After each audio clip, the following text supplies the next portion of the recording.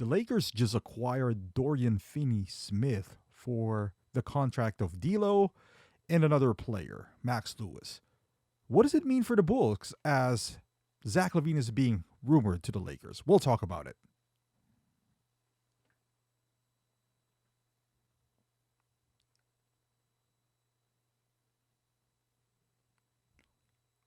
What is going on, Bulls Nation? So the Lakers just acquired DFS. So they address one of their needs. I don't really care what their needs are, but that's one of their needs is a 3 and D. Like every team needs a 3 and D guy, but they just acquired that with 3 second round picks. Essentially, that is the deal. D'Lo's contract obviously was used to do a salary match, but that is not what the Brooklyn Nets are looking for. I was surprised they weren't able to get a first round pick, even though protected for DFS. I guess there was a deal in place for DFS going to the Grizzlies, but it's heavily protected. I think it's like top 17 protected. So a second round pick maybe is a 10, 12 spots down. And apparently the Grizzlies are looking for second round picks in return. So the Nets just settled for 3 second round picks instead, and them not giving up any second rounds in the process. So that works out for the Lakers because they addressed one of their needs. It's heavily rumored as well that Zach Lavine is, there's a handful of teams that can only get Zach Lavine, very specific handful of teams.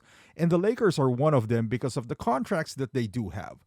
But now that they unloaded D'Lo to the Nets, it's essentially a done deal for Zach Lavine. There is no scenario that I can think of that the Bulls can or the Lakers can acquire Zach Lavine in a trade with the Chicago Bulls.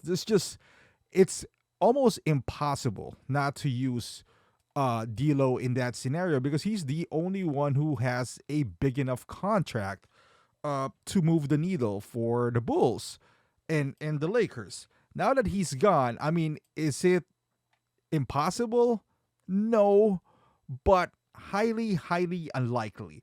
There's only a few scenarios which it's still, I don't think it would work for either teams. So we can scratch this off. But for hypothetical purposes, let's pretend that, they re-engaged and the Lakers just want to push it all in, right? Let's pretend that that is the case. And they don't want to include Austin Reeves in this scenario. So how it would work is you're going to have to trade Rui, Gabe Vincent, Vanderbilt, and Hood Schifino. That's a lot of players for Zach Lavine. Not that they're quality players, just a lot. That is going to kill their depth. But that is not to include, because apparently they are high on Austin Reeves. And as far as the Lakers, this is a lot of players, but if the Bulls would, if I was the Lakers, I'll do it. If I was the Bulls, I would not. There's essentially, they have no second round picks. So there's no incentive for the Bulls here. They're not even going to create any cap space because all of these guys are coming back the year after. None of them are going to be expiring contracts. So if you're the Bulls, if there's no pick attached, there is no incentive to move Zach Lavine. You don't want to get stuck with Jared Vanderbilt for 4 years if you're a rebuilding team. You just don't. That is the reason why Zeke Nagy is being held up, because not that Zeke is, Jared Vanderbilt is a lot better player than Zeke, but still, if you're the Bulls and you're rebuilding, you don't want this long-term contracts. Even Jalen Hood Schifino, he might be a young player, but we have a lot of young players. You don't want to get stuck for 3-4 years with these guys, and now you can't acquire new free agents. Rui Hachimura, decent player, but no use for the Bulls. Just none. Gabe Vincent, nothing. We have like a gazillion guards, and they don't have any seconds to give. Maybe are they going to give a first for Zach? I highly doubt it. So that scenario just wouldn't work for the Bulls and the Lakers. Maybe it'll work for the Lakers, but if you're the Bulls, you won't. Now, let's try to include Austin Reeves in this scenario. Just hypothetical. Let's say the Lakers feels that, hey, you know what? We're going to move forward. We're going to capitalize on the Bron's, short window here. So we are going to go all in. We're just, going to go here. So now you're going to trade Rui, Austin Reeves, Gabe Vincent, and Jared Vanderbilt. For the Bulls, they're going to give Zach um, Torrey Craig, and Javon Carter. Now, Lakers got deeper. Torrey Craig can play the power forward, small forward. Javon Carter is a pretty serviceable guard. He's actually pretty good on defense as well. Lately, he's been balling. The Bulls just have too many guards. Now, this works for the Lakers. The Bulls can probably flip Austin Reeves. Again, they have no use for Austin Reeves. Once they trade Zach, they are going to rebuild. And Austin Reeves, decent player, but not for a rebuilding team. A team that has like 4 guards right off the bat. So he has no place for the Bulls. Maybe you can flip him. Maybe you can flip him for a first, like a protected first. I don't know. Rui, you might. He'll be expiring next year. This is more palatable for the Bulls because at least you don't have to get Shafino. You still have to eat Vanderbilt though. But still, with no picks attached, and I'm assuming the Lakers do not want to give up their first. It's just, it does nothing for the Bulls. What if you can't flip Reeves?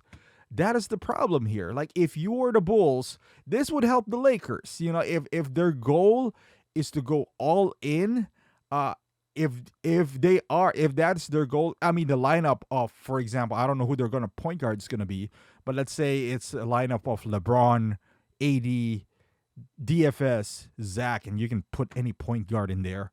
That is a pretty good lineup right there. Let's wait for a buyout if you're the Lakers and let LeBron can play the point, so that is a pretty decent lineup there. Zach can head spear the second unit. He can score by himself and all that stuff. But as far as a Bulls fan, looking for the future, without any picks, again, I don't think the Lakers are going to attack. They don't have seconds anymore. But the first, I don't think they're going to attach the first. I don't think they want to get rid of Reeves, but you see how it works out without Austin Reeves in there. It's just not going to work. It's not going to work for the Bulls. If I was the Bulls, I'll take a flyer. I'll keep Zach Lavine in here, maybe sell tickets and all that stuff.